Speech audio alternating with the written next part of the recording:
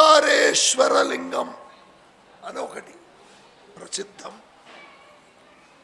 ఇది ఎట్లాగొచ్చింది అనే విషయం.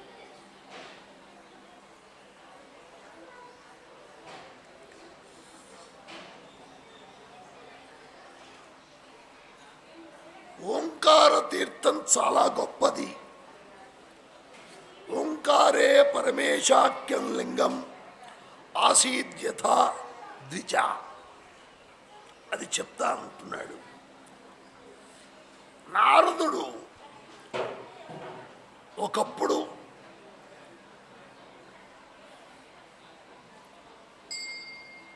ఆ ఓంకారేశ్వర లింగాన్ని ఉద్భవానికి కారకుడయ్యాడు. నారద మహర్షి గోకర్ణాఖ్యం శివంగత్వా శిచేవే పరభక్తిమాన్, గోకర్ణానికి వెళ్ళి గోకర్ణేశ్వరుణ్ణి భక్తిగా పూజించాడు నారదుడు.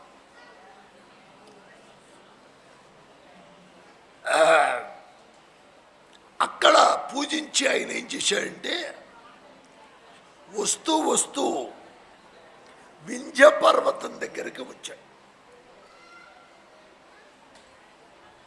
ఆ వింధ్య పర్వతం ఆ మహానుభావుడు వచ్చాడని అతన్ని పూజించింది. అప్పుడు వింధ్య పర్వతానికి ఒక విధమైనటువంటి గర్వం కూడా ఉంది. మయి సర్వం విద్యతే చ న్యూనం భి కదాచన, నా దగ్గర అన్ని సంపదలు ఉన్నాయి, ఏమాత్రం తక్కువ లేదు అని ఒక భావం చెప్పింది. అది విని నారదుడు ఒక నిట్టూర్పు విడిచాడు. అన్నట్టు చూశాడు. ఏమిటి స్వామి నన్ను అట్లాగంటున్నారు అన్నట్టు చూశాడు. మరి నా దగ్గర ఏమీ లోపం లేదే అన్నాడు. నారదుడు అన్నాడు, విద్యతే త్వయి సర్వం వి మేరు రక్ష తర పునః, నీ దగ్గర అన్నీ ఉన్న మాట నిజమే, కానీ ఏమిటి కానీ మేరు పర్వతం ఉందయా చాలా గొప్పది, దాని ముందు నువ్వు పనికిరావన్నాడు. సరే అనేటప్పటికల్లా అందరికంటే గొప్పగా ఉండాలనేటువంటి అభిప్రాయం కూడా అహంకారంగా అది ఏర్పడిపోయింది. సరే, ఆ అహంకారం అనేటువంటిది పతన హేతు అవుతుంది. ఎప్పుడు కూడా అహంకారాన్ని పెద్దలు సహించరు. దాన్ని తగ్గించడానికి ఉపాయం, వాడిని బాగు చేయడానికి ఆ మాటలు కాస్త కష్టంగా ఉంటాయి జనాలకి చెప్తే. సత్యమున్నది అవి పట్టుకోకపోతే మనం ఏం చేసినా వ్యర్థమైపోతుంది. కించిద్ అహంకారం చాలా పెద్ద ప్రమాదాన్ని తెస్తుంది ఎవరికైనా.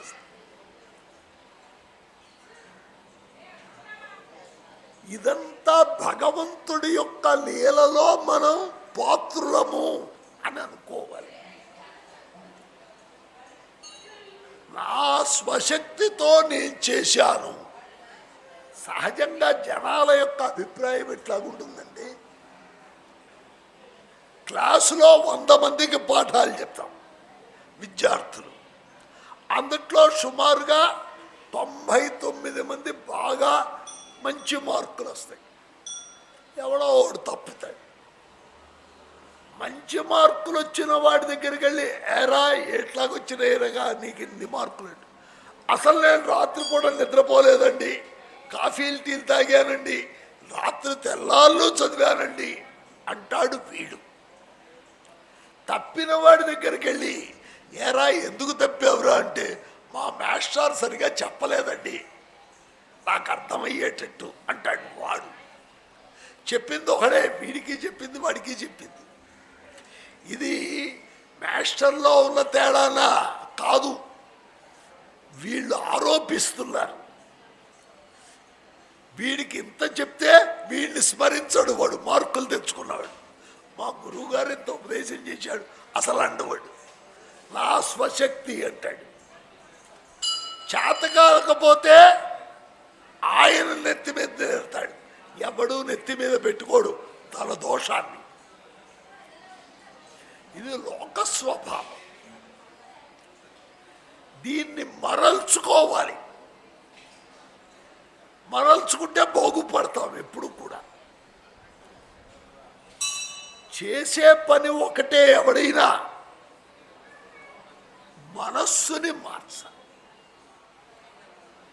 అన్నం వండుకుంటున్నాం, పరమేశ్వరుడికి కాఫీ తాగుతున్నాం, అది కూడా మా పరమేశ్వరుడికి ఇష్టం, అందువల్ల చక్కగా అందుట్లో పంచదార ఎక్కువ వేశాం అలా.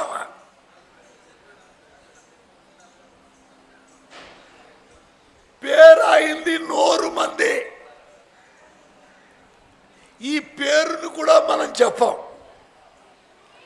తెల్లారులే చేపలు నా కోసం అదేదో అంటారు, ఫిల్టర్ కాఫీ పెట్టుకున్నా అంటుంది. నీకోసం పెట్టుకుంటే రోగం వస్తుంది. అందువల్ల మన ప్రవృత్తి అట్లా ఉండాలి. మనం ఏ పని చేసినా ఎందుకు చేస్తున్నాం? మహావిష్ణు రాజ్ఞీయా సంధ్యావందనం చేస్తున్నాను. ఏం చెప్పాను నేను? ఆయన ఆజ్ఞ ఇచ్చాడండి. ఆయన అందరికీ ప్రభు అండి. ఆయన ఆజ్ఞని ధిక్కరించడానికి మనకు అధికారం లేదండి. చేస్తున్నాం. ఇప్పుడు ఏదైనా తేడా వస్తే ఎవరికి చెందిందండి? ఆయనకి వెళ్ళిపోయింది. ఇది మన యొక్క పద్ధతి, ఇది నడిచే పద్ధతి.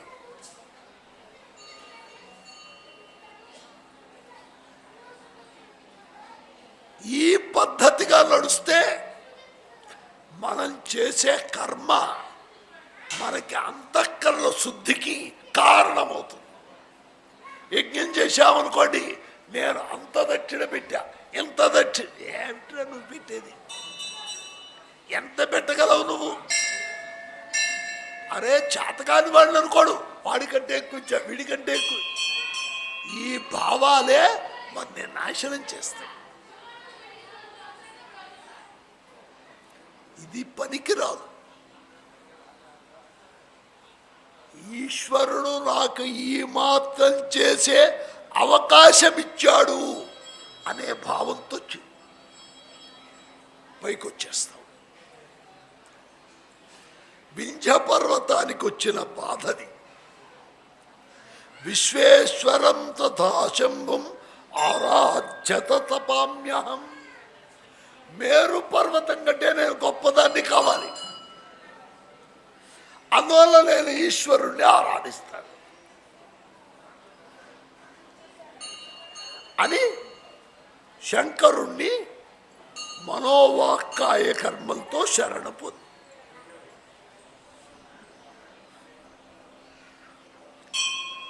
మహాదేవుడు ప్రత్యక్షమయ్యాడు. అడుగు వరమన్నాడు. అయ్యా, మీరు భక్తుల యందు ప్రేమ గలవాళ్ళు, నా యందు ప్రసన్నత కలిగి ఉన్నట్లయితే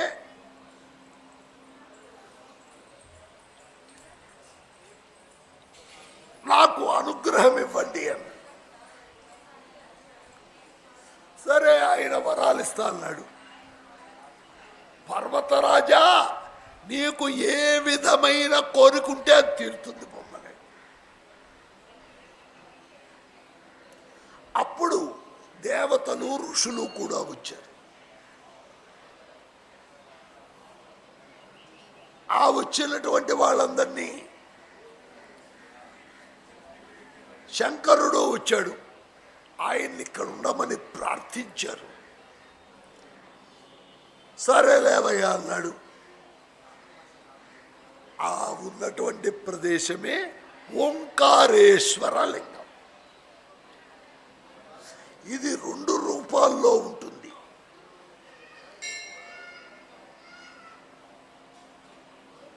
రూపాలు. సదాశివుడు ఓంకారేశ్వరుడు అనే పేరుతో ఉంటుంది. పార్థివమూర్తి యందు శివజ్యోతి అందుట్లో ఉంది. అక్కడ అది పరమేశ్వరుడు అంటారు, ఆయన్నే అమలేశ్వరుడు అంటారు. ఓంకారేశ్వరుడు అమలేశ్వరుడు అని నదికి అటు ఇటుగా ఉంటారు. ఆయన అందరి యొక్క కోరికల్ని తీరుస్తాడు. అందరూ చాలా ఆనందించారు. వింధ్యాచలుడు కూడా చాలా ఆనందించాడు. తాను కోరినటువంటి సమస్త కోరికల్ని తీర్చాడు అన్నాడు. తర్వాత కేదారేశ్వర భీమేశ్వర లింగాలు.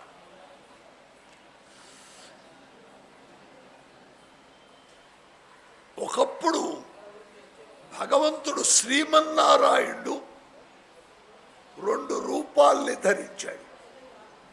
నరనారాయణులుగా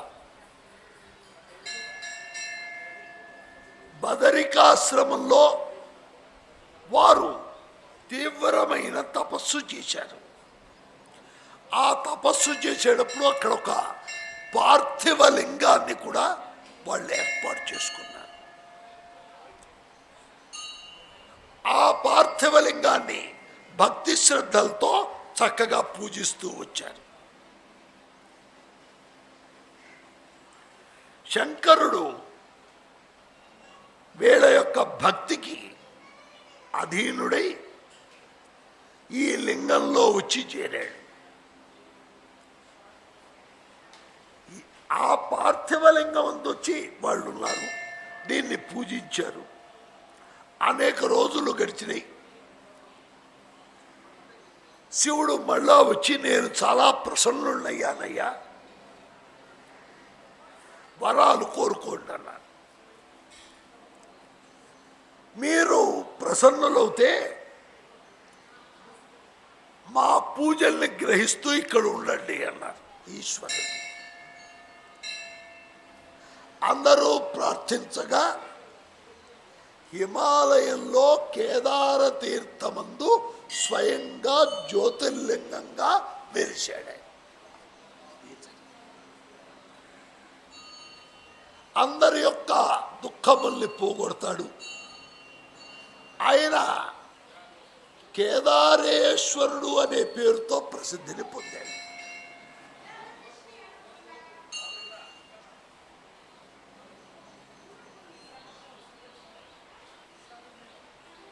ఆ కేదారేశ్వరుడు చాలా శక్తిమంతుడు.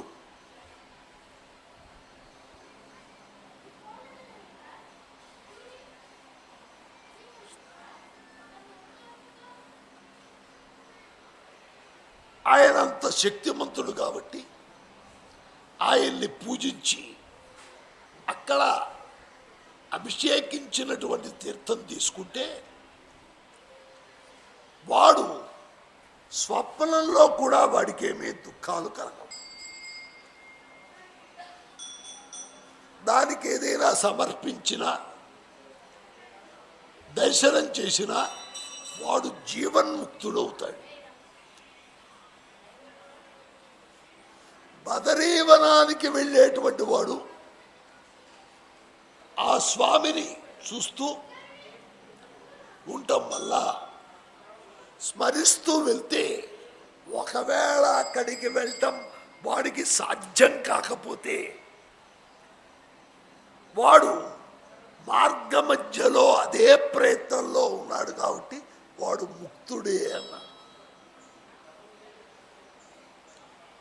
మోక్షము కూడా పొందుతాడన్నారు.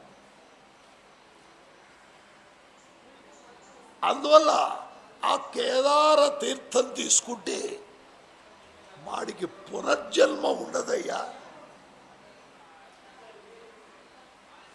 అట్లాగే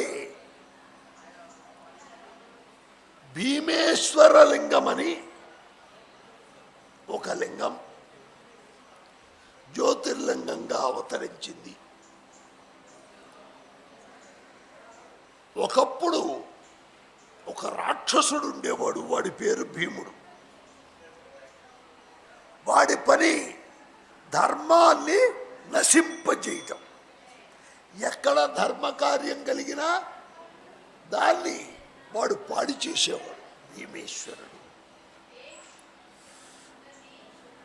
అందరికీ దుఃఖాలు కలిగించేవాడు, మహాబలవంతుడు.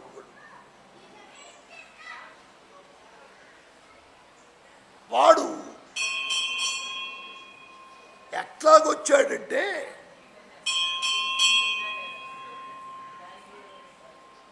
కుంభకర్ణాత్ సముత్పన్న కర్కట్యాం సుమహాబల.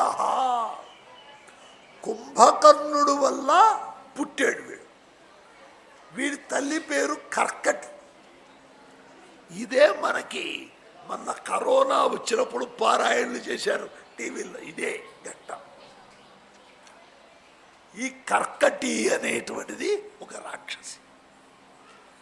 సస్యేచ పర్వతే సోపి మాత్రా వాసంచకార.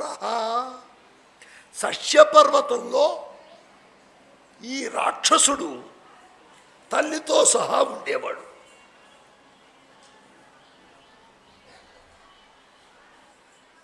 ఆ తల్లి మెల్లిగా కథలు చెప్తూ ఈ కుంభకర్ణుడు అనేటువంటి వాడు రాముడు వల్ల మరణించాడు అన్నారు.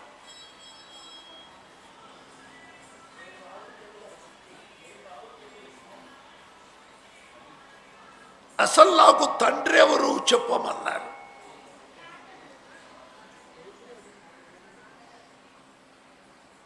అంటే ఆమె మెల్లిగా చెప్పింది, అయ్యా పితామే కుంభకర్ణశ్చ రావణానుజ ఏవచ. రావణుడు యొక్క తమ్ముడు కుంభకర్ణుడు నీకు తండ్రి. ఆయన రాముడు మహాబలవంతుడు. ఆయన నిన్ను మీ తండ్రిని చంపేశాడు. అయితే ఆ కుంభకర్ణుడు ఒకప్పుడు ఇక్కడికి వచ్చాడు. వచ్చి మద్భోగం కృతవాంస్తాత ప్రశస్య బలవాన్ పురా. బలవంతుడు వాడు. నన్ను బలవంతంగా అనుభవించాడు. వాడు వెళ్ళిపోయాడు.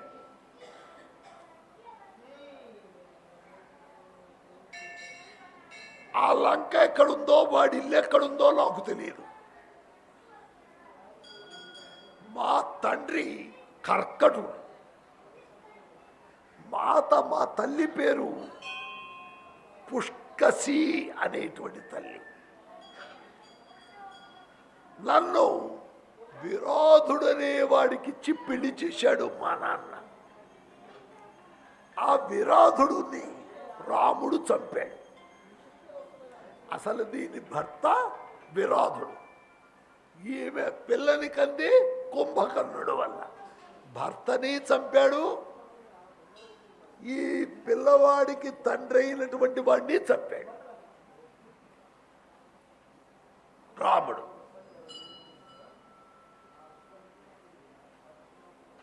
అప్పుడు నేను తల్లిదండ్రుల దగ్గర ఉన్నాను.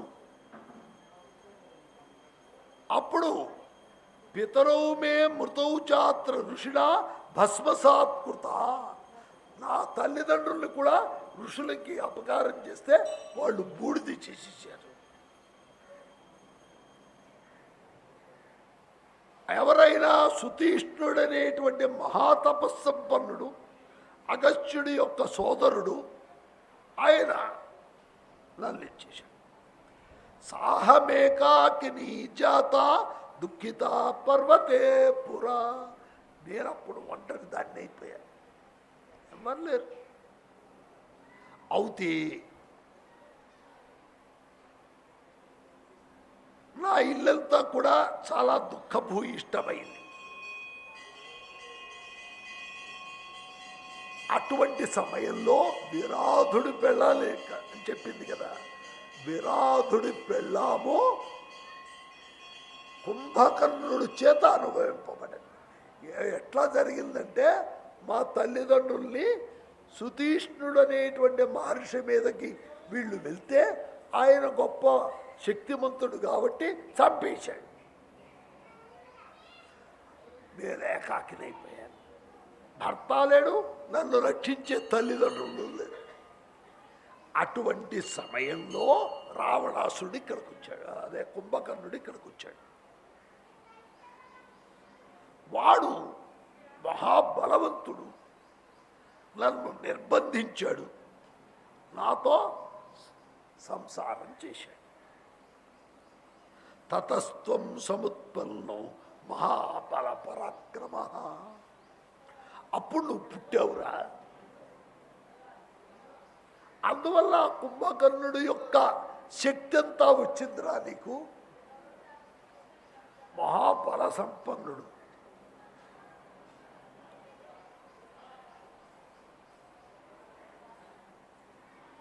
ఇక నేనేమి చేయలేకపోయాను.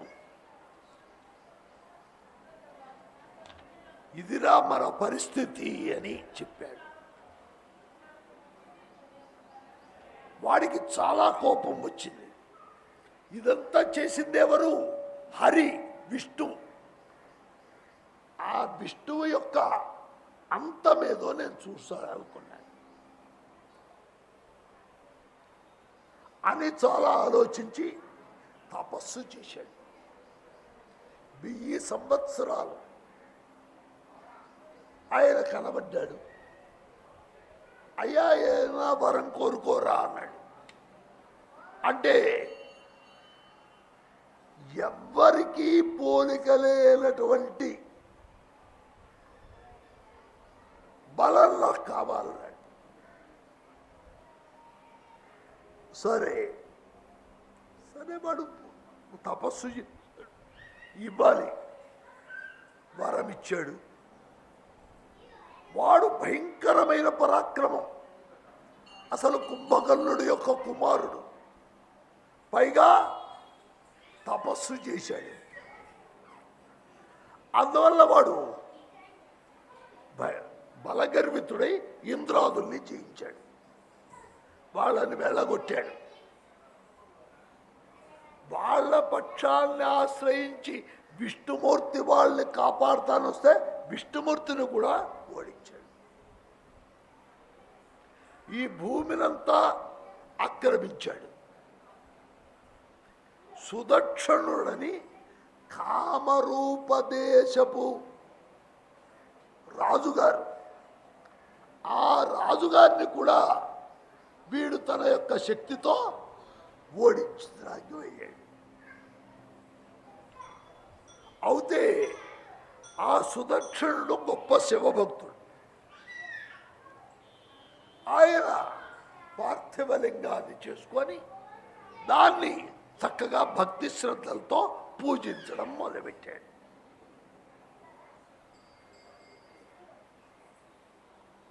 అక్కడే ఆయనకి అన్నీ మానసికంగా, ఇప్పుడు ఈ పూజలంటే ఇప్పుడేదో మనం సెల్ ఫోన్ చూస్తూ ఇంకొకటి ఫోన్ మాట్లాడుతూ ఏదో పూలు వేస్తున్నాం, ఇదంతా పూజ అనుకుంటున్నాం. ఆయనకి ఇవన్నీ అక్కర్లేదండి. ఆత్మాత్మం గిరిజామతి, మన శరీరంలోనే ఉన్నాడు. పరమాత్మ ఎక్కడున్నాడంటే ఇక్కడే ఉన్నాడు. ఈయన మీద మనకి దృష్టి రావట్లే ఎంతసేపు ఉన్నా. అంతర్బహిశ్చ తత్సర్వం వ్యాప్య నారాయణ స్థిత. ఎక్కడ లేడండి ఆయన.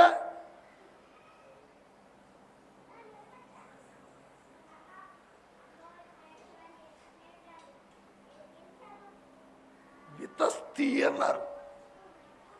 ఇట్లా పెడితే ఇది జ్ఞాన. నాభ్యాసీదంతరి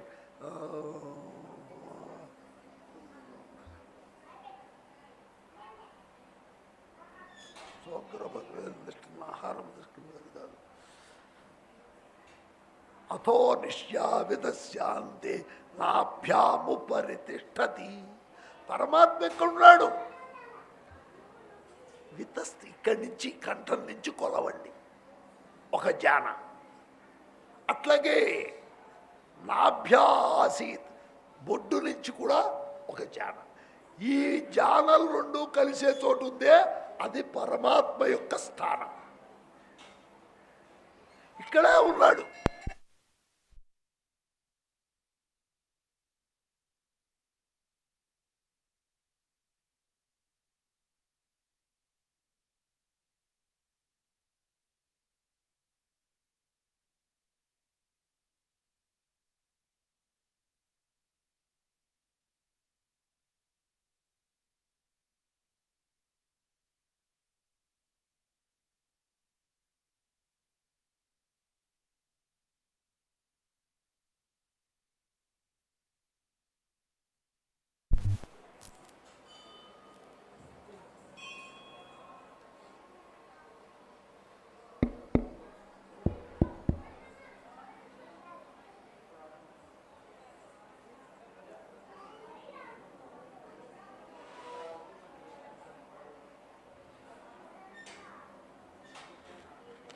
మనమేదో ఆ పూలు తెచ్చాం, ఈ పూలు తెచ్చాం, అంత సేపు చేశాం, ఇంత చేపు చేశామని ఒక అహంకారానికి లోనవుతూ ఉంటాం. ఆయన నాకు ఇది వద్దురా బాబు అంటాడు.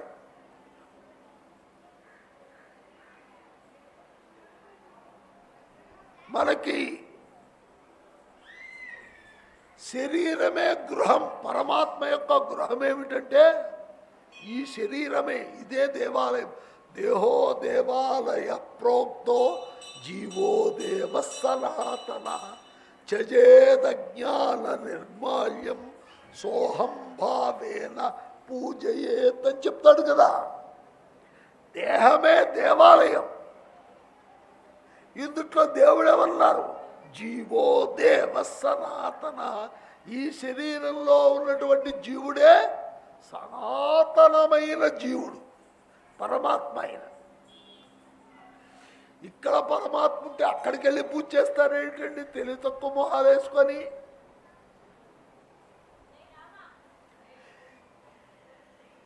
మనం ఏమనుకుంటున్నాం? ఎంతసేపు ఉన్నా దేవుడు వేరే, నేను వేరే. దేవుడు గుళ్ళో ఉంటాడు, నేను ఇంట్లో ఉంటాను. ఇది భావం మనకి.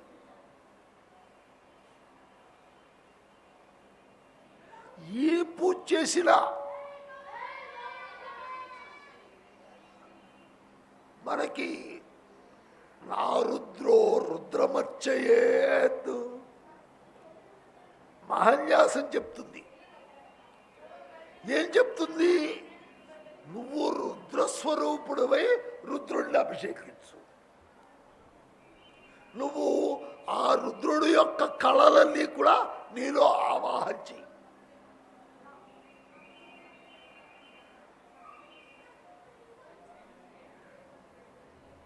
అగ్నిని ఉపాసన చేస్తున్నాం, యజ్ఞం చేస్తున్నాం. అది కూడా ఎట్లాగూ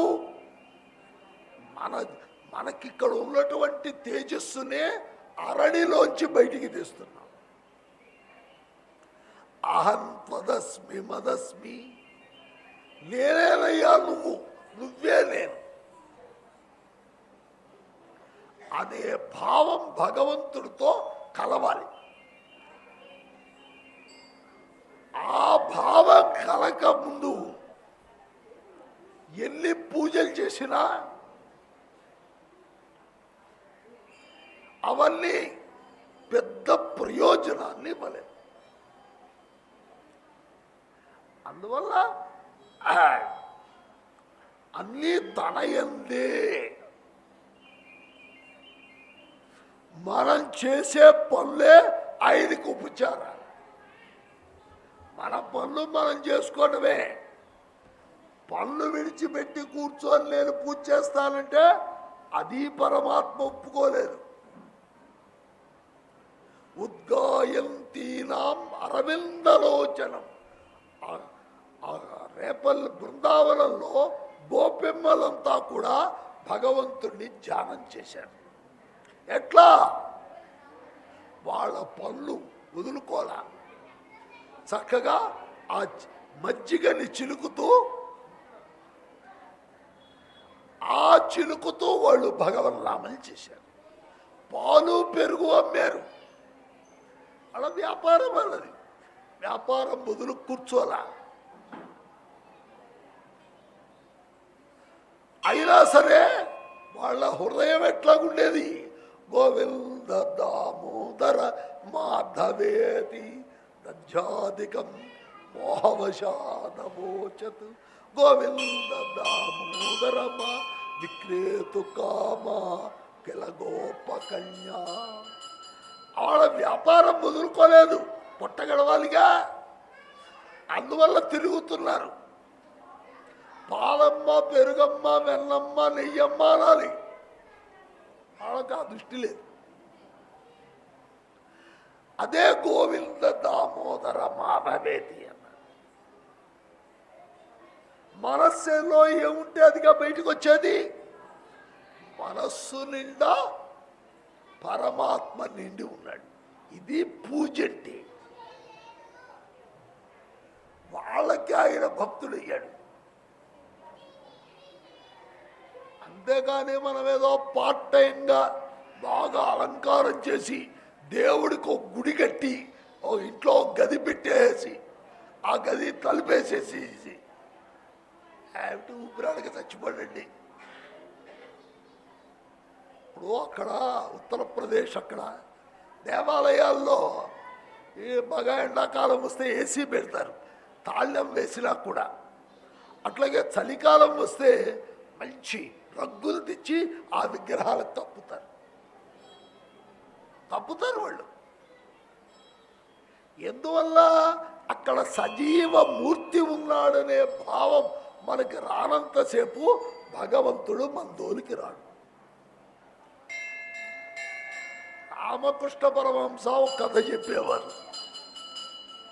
ఒక భక్తుడు వచ్చి, అయ్యా స్వామి, నాకేదో చాలా ఇబ్బందులు ఉన్నాయి, ఈ ఇబ్బందుల్లోంచి బయటపడటానికి మీరు ఏదైనా ఉపాయం చెప్పండి స్వామి అన్నాడు. ఆయన చెప్పాడు, నా దగ్గర డబ్బేం లేదండి, నేనేమి పూలు పాలు అవి కొనుక్కోలేను, ఏదో మరి నేను తరించే ఉపాయం. ఎందుకు లేదురా, ఒక ఊది కడ్డి కొనుక్కో చాలు, రోజు ఒక విగ్రహం పెట్టి, రాముడు విగ్రహం పెట్టి దానికి కాస్త ఊది కడ్డి చూపిస్తూ ఉండన్నాడు. చూపిస్తున్నాడు. మండల దీక్ష 40 రోజులు చేశాడు. వాడికి ఏమీ పని కాకపోతే ఈ రాముడిని నమ్ముకుంటే లాభం లేదన్నాడు. అదేం చేశాడు? కృష్ణుడి విగ్రహం కొనుక్కొచ్చాడు, కృష్ణుడిని పెట్టాడు. రాముడి విగ్రహం ఇక్కడ ఉంది, కృష్ణుడి విగ్రహం ఇక్కడ పెట్టాడు. దీనికి ఈ ఊది కడ్డీని వెలిగించడం మొదలెట్టడం వాడికి ఏమైందంటే ఈ పొగటు వెళ్ళిపోతుంది, గాలి వచ్చిన వైపుకి రాముడి వైపుకి వెళ్ళిపోతున్నాడు, కృష్ణుడి దగ్గర నిలవట్ల. వీడికి రాముడు పెద్ద మాయగాడు అనిపించింది. ఆయనకి పెట్టిన పొగ కూడా వీళ్ళాగేస్తున్నాడు. అందువల్ల ఈయనకి ధూపం వెళ్ళకూడదు అనుకున్నాడు. అనుకొని ఏం చేశాడంటే ఇంత పత్తి కొనుక్కొచ్చి ఆ బొమ్మ యొక్క ముక్కుల్లో దూచేసాడు, ముక్కుల్లో పెట్టేసేటప్పటికల్లా రాముడికి పొట్ట చెక్కలు ఎంత నవ్వొచ్చింది. వీడు బాధగా నాకు గారాలు కూడా చేస్తున్నాడు వీడా అని విగ్రహాల్లోంచి బయటకు వచ్చాడు. ఎందుకు ఇంత ముందు 40 రోజులు పూజించిన ఆయన రాలా? ఇప్పుడు ఏమైంది? ఆయన జీవి, ప్రాణమున్నవాడు ఈ పొగని లాగేస్తున్నాడు అనే భావం కలిగింది. ఇంతకుముందేమిటి, అది మట్టి బొమ్మ అనే భావంతో చేశాడు. మట్టి బొమ్మగా తలిచిన నాళ్ళు వాడికి ఏమీ ప్రయోజనం రాలా. మనం కూడా ఇంట్లో దేవుణ్ణి పెట్టుకొని నోరా వాయా అంటాం. ఆయనకే నోరు దేవాయిందే, అదే మన కాలుతున్నటువంటి అన్నం పొయ్యి మించి దించి వెంటనే ప్రణాయ స్వాహ అంటాం. నోరు కాలిపోతుంది కదండి. అసలు మనకి బుర్రకు వస్తుందే ఈ భావం? రాదు. ఆయనకి నోరేంటి, కాలటమేంటి అని అనుకుంటాం. ఆయన నోరు లేదు, కాలడం లేదు అని అనుకుంటాం. మనలాగానే ఆయన కూడా అని ఆలోచించామా? ఈ ఆలోచన బుర్రకి వస్తే తరిస్తాం.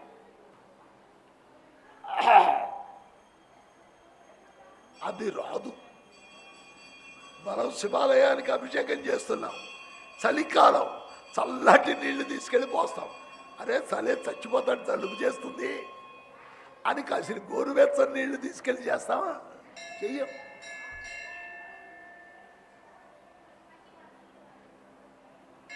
అటువంటి ఆలోచన సరళి మారాలి.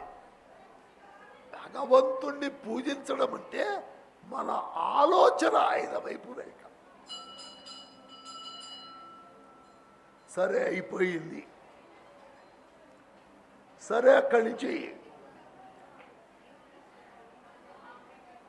ఆ రాజుగారు చాలా గొప్ప భక్తుడు.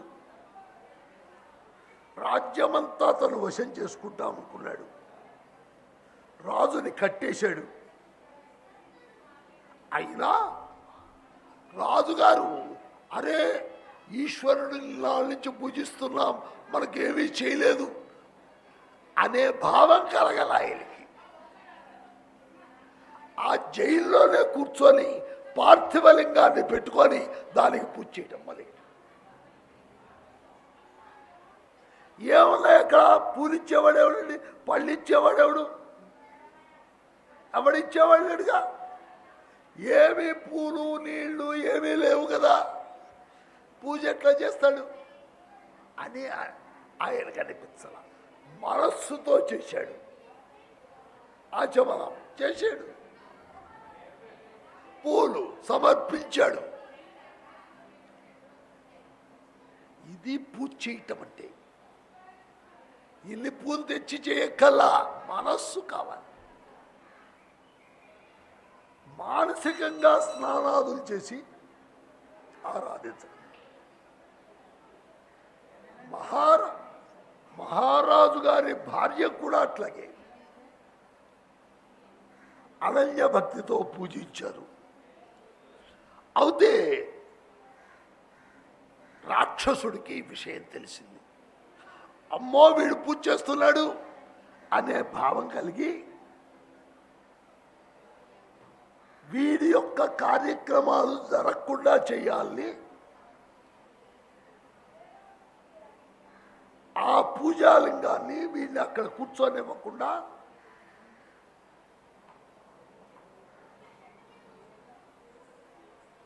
ఆయనకి విగ్రహాన్ని కలిగించాడు. ఎప్పుడైతే తన భక్తుడికి ఆ స్థితిలో కూడా విఘ్నాన్ని కలిగించాడో ఈశ్వరుడు వచ్చాడు. ఈయన పెట్టుకున్న పార్థివలింగం ఉందిగా, అందులోంచి బయటకు వచ్చేసాడు. ఏరా ఏమిట్రా అన్నాడు. ఆయన్ని స్తోత్రం చేశాడు ఈయన. వెంటనే భీముడు బ్రహ్మగారిచ్చినటువంటి వరం వల్ల చాలా అజేయమైన బలపరాక్రమాలు కలవాడు. అందువల్ల వాడిని నశింపచేయాలి. ఈశ్వరుడు అందుట్లోంచి బయటకు వచ్చి వాడిని గొడ్డలతో కొట్టాడు. ఎప్పుడైతే అట్లా చేశాడో వాడు కాస్త ఆ రాక్షసుడు భీముడు అనే రాక్షసుడు చచ్చిపోయాడు. ఆయన గొప్ప తపస్సు చేసిన వాడు వీడు కూడా. అంటే ఆయన పేరుతో భీమేశ్వరుడుగా ప్రసిద్ధి పొందాడయ్యా. భీమశంకరుడు అంటారు. ఆయన అందరి యొక్క కోరికలు తీర్చదగ్గ సమర్థుడు అని చెప్పారు. అట్లాగూ కొంత మటుకు 5, 6 అయినట్టున్నాయి జ్యోతిర్లింగాలు. ఇంత మటుకు సాయంత్రం మనం విశ్వేశ్వర జ్యోతిర్లింగం కాశీ మహిమ సాయంత్రం చెప్పుకుంటాం. హరయే నమః, హరయే నమః. స్థిత ప్రజా